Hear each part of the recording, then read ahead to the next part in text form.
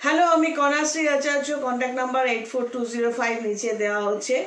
যদি free consultancy কেউ চাও তাহলে কিন্তু বারবার আমার যে ভিডিওগুলো আছে দেখবে ওখানে বলা হয় যে ফ্রি কনসালটেন্সি পেতে গেলে কি কি পাঠাতে হবে।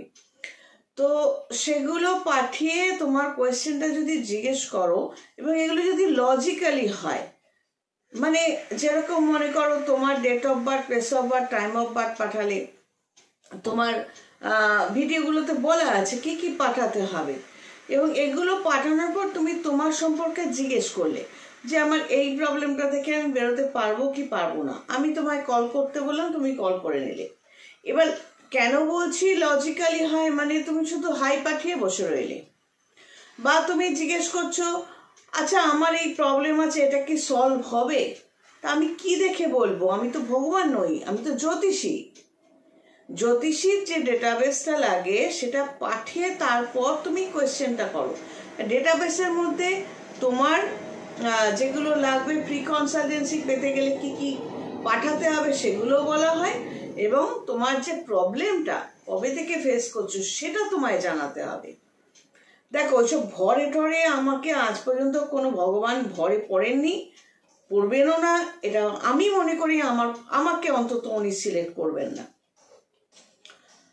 তো আর আমি ম্যাজিক জানি না যে তুমি অর্ধেক কথা বললে আর বাকিটা আমি বুঝে নিলাম। হ্যাঁ হ্যাঁ, আমি বুঝতে পারছি তোমার এটা হয়েছে। না না, ওরকম না। আমি কানেকশান বুঝে হয়তো তোমায় জিজ্ঞেস করলাম, যে কানেকশানগুলো পেলাম তোমার ডেটাবেস থেকে, আচ্ছা তোমার এটা কি হয়েছিল, বা তোমার কি এই জিনিসটা, এই প্রবলেমটা তুমি ফেস করছো, এটা তোমার ডেটাবেসটা দেখে আমি তোমায় কোয়েশ্চেন করলাম কনফার্ম হওয়ার জন্য। সেটা আলাদা ব্যাপার, কিন্তু আমি আন্দাজে একটা ঢিল ছুড়ে দিলাম সেরকম আমি কোনোদিন করিনি, করবো না। তো ফ্রি কনসালটেন্সি আমি দিয়ে থাকি, বারংবার বলছি। তো যদি কেউ মনে করো যে ফ্রি কনসালটেন্সি পেতে চাইছো তাহলে অবশ্যই, মানে যদি আমাকে সিলেক্ট করো উত্তর অবশ্যই পাবে। আর একবার ফ্রি কনসালটেন্সি পাওয়ার পর সে 15 মিনিটের জায়গায় আধ ঘন্টাও দিই, তো সেটাকে কাজে লাগাও। বারবার তুমি হাই লিখবে আর বারবার ফ্রি কনসালটেন্সি আশা করবে, সেটা দেওয়া আমার পক্ষে পসিবল নয়। তো আজকের সাবজেক্টটাতে চলে আসি, যে দেখো আমাদের এটা মাথায় রাখতে হবে, আমরা মানুষ হিসেবে আমরা যা দেখি সেই ক্যাপাসিটি, আমরা যা শুনি সেই ক্যাপাসিটি কিন্তু তাদের থেকে অনেকটাই কম। তাদের বলতে কাদের? আমি আমাদের ডোমেস্টিক অ্যানিম্যাল যারা আছে, কাছাকাছি জন্তু জানোয়ার, কুকুর বেড়ালের কথা বলছি, তাদের দেখার ক্ষমতা এবং তাদের শোনার ক্ষমতা সেটা চাইতে আমাদেরটা কিন্তু অনেকটাই কম। তো এটা নিয়ে আগেও ভিডিও করেছি যে অনেক সময় দেখবে যে তারা কোনো দিকে তাকিয়ে হয়তো চেঁচাচ্ছে মধ্যরাতে বা দুপুরবেলা, ভর দুপুরবেলা, অথচ সেখানে কেউ নেই। এগুলো কিন্তু ভাবার ব্যাপার আছে। অর্থাৎ তারা যেটা দেখে বা শোনে, আমরা কিন্তু সবাই সেটা, মানুষ হিসেবে কিন্তু আমাদের ততটা ক্ষমতা নেই। এবার এটা মাথায় রাখতে হবে, জন্তু জানোয়ারের মধ্যে ধরো কুকুর বেড়ালকে যদি আমি নিই, এরা পোষ্য হয় এবং নর্মালি রাস্তাঘাটেও যাদের দেখা যায়, এদের বসতি সবসময় কিন্তু হয় লোকালয়ের মধ্যে, মানুষের কাছাকাছি, মানুষের কাছাকাছি, যেখানে মানুষ বাস করে, কারণ সেখানে তারা খাবার দাবারগুলো পায়, মোটামুটি বেঁচে থাকার রসদটা পায়। কারণ এদের মধ্যে যে ব্যবহারগুলো রয়েছে অনেকটাই কিন্তু মনে হয় যে তারা আমাদের ভাষা বোঝে, এটসেট্রা। তো লোকালয়ের কাছাকাছি এরা থাকবে, এটাই স্বাভাবিক। কিন্তু মনে করো কোনো একটা জায়গা দিয়ে তুমি যাচ্ছ, ফাঁকা রাস্তা, ফাঁকা মাঠ, জঙ্গলে ঢুকেছো বা জঙ্গলের মতো কোনো জায়গা, তো ওইখানে জনবসতি নেই। এবার তুমি যদি হঠাৎ করে দেখো কোনো কুকুর তোমার সামনে দাঁড়িয়ে তোমার দিকে তাকিয়ে আছে বা বেড়াল, সেক্ষেত্রে কিন্তু ভাবার ব্যাপার আছে। কারণ অশরীরী কাদের বলা হচ্ছে? যাদের শরীরটা নেই কিন্তু অস্তিত্ব আছে। আর যতক্ষণ শরীর আছে, শরীরের মধ্যে অস্তিত্বটা আছে, মানে শরীরটা কন্টেনার হিসেবে আছে, তখন সমস্যা নেই। তো সমস্যাটা কোথায়? যাদের শরীরটা নেই কিন্তু অস্তিত্বটা আছে, তখন তারা সামনে আসতে চায়, পজেস করতে চায়।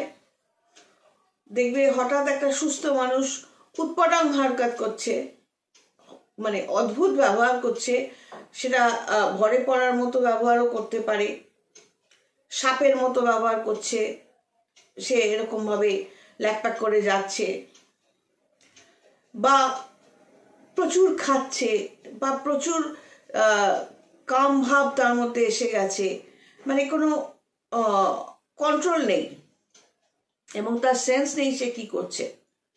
এক্ষেত্রে আমরা যেটা বলি পজেসড, মানে ওই যে অশরীরী, যাদের শরীর নেই অথচ অস্তিত্ব আছে। এবার অস্তিত্ব যখন আছে তখন তার খিদেটাও আছে, চাওয়া পাওয়া, খিদে, সেক্সুয়াল অ্যাট্রাকশন, তখন তাদের একটা শরীর দরকার পড়ে। এবং এটা যে একটা ইলিউশনের মতো হয় যে তোমার সামনে এসে দাঁড়ালো, মানে অনেকটাই কিছুটা দূরত্বে তুমি দেখলে হঠাৎ করে এমন একটা জায়গায় যেখানে জনবসতি নেই, কেউই নেই, অথচ একটা কুকুর অথবা বেড়াল তোমার দিকে তাকিয়ে আছে বা দূরে দাঁড়িয়ে আছে। তো এটা হলো একটা ইলিউশনের মতো, এবং এইভাবে তারা সিলেক্ট করে কোনো না কোনো মানুষকে অকুপাই করতে চায়, যার মাধ্যমে সে তার নিজের খিদেটা পূরণ করে। তাই আর এইগুলো মেয়েদের ক্ষেত্রে পসিবল কখন, একটা ছেলেও কিন্তু একটা মেয়েকে পজেস করতে পারে। এরা সবই অশুভ শক্তির কথা বলছি। শুভ শক্তি বা ভগবান কিন্তু কখনো কোনো মানুষকে পজেস করেছে বা করছে, আমি ব্যক্তিগতভাবে বলছি এটা হয় না। এবার এইভাবে ব্যক্তিগতভাবে অনেকে অনেক কিছু বোঝাতেই পারে। তো অশুভ শক্তির লেভেলটা খুব নিচুতে, তো মানে মারা গেছে, তারপর তার আত্মাটা ঘুরে বেড়াচ্ছে, তাদের মানে তারা খুব উন্নত মানের এক্সিস্টেন্স বা সোল কিন্তু নয়। তাই তাদের পক্ষে এইরকম কাজকর্ম করাটা সম্ভব। তো এই জন্য মেয়েদের অন্তত চুলটা সবসময় একটা ছোট্ট ক্লিপ দিয়ে হলেও বেঁধে রাখতে হয়। সম্পূর্ণ খোলা চুল নিয়ে বেরোনোটা আগেকার দিনে বারণ, এই জন্যই করা হতো। ছেলেদের ক্ষেত্রেও যেখানে সেখানে যাওয়াটা চট করে, ছেলে বা মেয়ে যে কোনো ক্ষেত্রেই বলছি, শুনশান জায়গায় যাওয়া বা সেখান দিয়ে পাস করা সরি এটা কিন্তু উচিত না। এই অশরীরীদের উৎপাত হতে পারে। সবাই ভালো থেকো। God bless and take care.